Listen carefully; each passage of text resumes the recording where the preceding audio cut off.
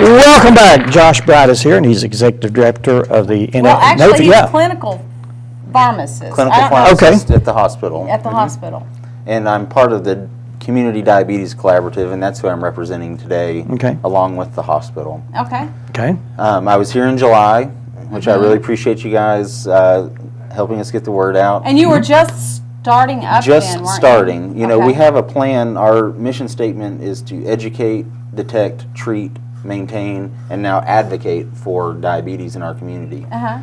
So the first time I was here, the first process was educating the public, educating patients who have diabetes, and so we started the support group.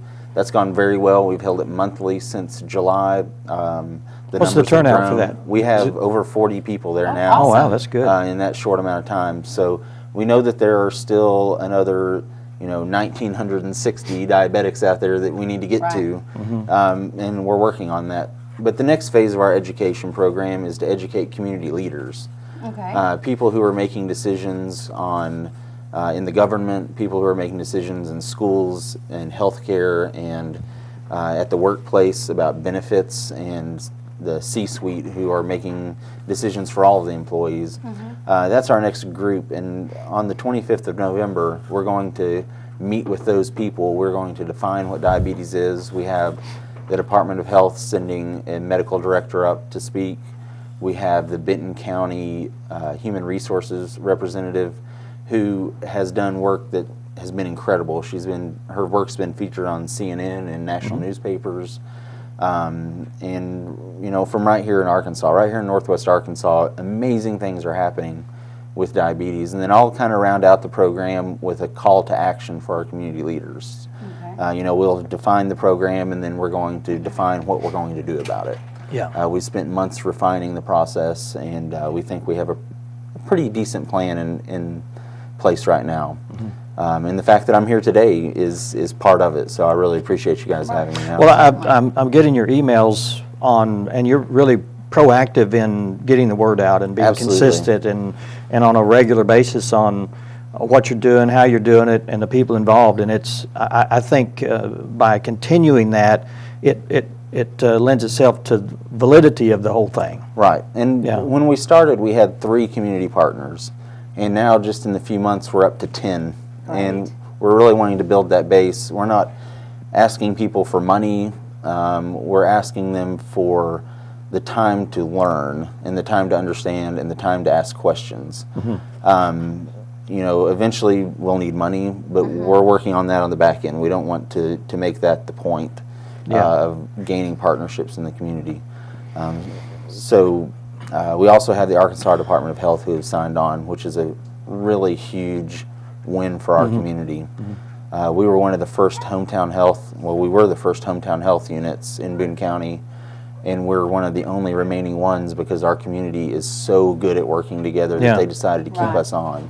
And that really shows. Everyone probably out there, even if you don't have diabetes, you know someone that does. It's probably a family member. Really, I think it's 1 out of 3 people. Is it? Well, 1 out of 3 is where we're going. Right now we're at about 12%, but they predict by 2020 that 30% of Americans will have diabetes. Okay, and why is that? It's an epidemic. It is. It is. I mean, it's partially related to obesity. Yes. We know that there's a huge component there. A lot of it has to do possibly with better medicine. We're recognizing things faster than we used to. So whereas in the past you may have gone 10 or 15 years being diabetic before you found out, now we're finding out at the onset when you're younger. And I think that will lend itself to increasing the perceived rate. It's always been there, but now we're actually finding out about it. And I'm sure that way back, whatever time before diagnosis, people had complications and then eventually died of diabetes, and they didn't have a disease to name it all. No idea. In the late 19th century, one of my favorite quotes by a physician who discovered diabetes was, "Taste thy patient's urine." I mean, come on, that's a really bad way to test. That was an indicator of the disease. Right, and by the time you're spilling enough glucose into your urine that you can taste it, you're far too gone. far gone. Yeah. Right. Yeah. So awareness is huge. Awareness is huge. Knowing is most of the problem. And it's not unlike what John talked about early screening for cancer. Yeah. Early screening for diabetes is the key because that leads to heart disease Yeah. and kidney failure. And being a diabetic, there's a lot of education that I followed wrongly in the Right. beginning until you understand. You can't starve yourself. That makes it worse. You can't Absolutely. eat just one thing all the time. That makes it worse. You got to be active. You got to have a diet. You've got to have a lifestyle. Other than that, you will be non-compliant and you will have the symptoms big Right. time. And this is not innate knowledge. This is not something we're born with. It's something we have to learn.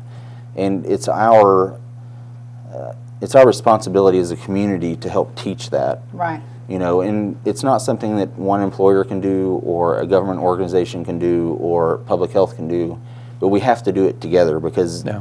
it needs to start in the workplace, in the home, in the faith community, in the government and public health organizations. I mean, we have to come together. Yeah.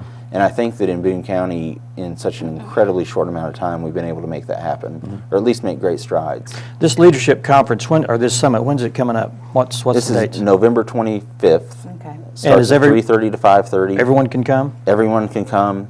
The talks will be targeted towards leadership, but it is not a terrible idea for students, for interested community members, for media to understand the problem. And I think that this is going to be the sentinel event where we launch into the bigger program. Yeah. Okay. Yeah. We can't do it by ourselves. Even the 10 organizations now that have signed on, we need more help. Okay. Did you say where it was? This will be at the Durand Center. Okay. In the center campus of North Arkansas And give College. the date Okay. again. I think I walked on you. 25th? I'm sorry, the 25th of November. November, okay. 3:30 to 5. All right. And can you throw out a number for more information? Absolutely, it's easy to remember, 743-CHRC. Okay. Okay. Josh, go ahead.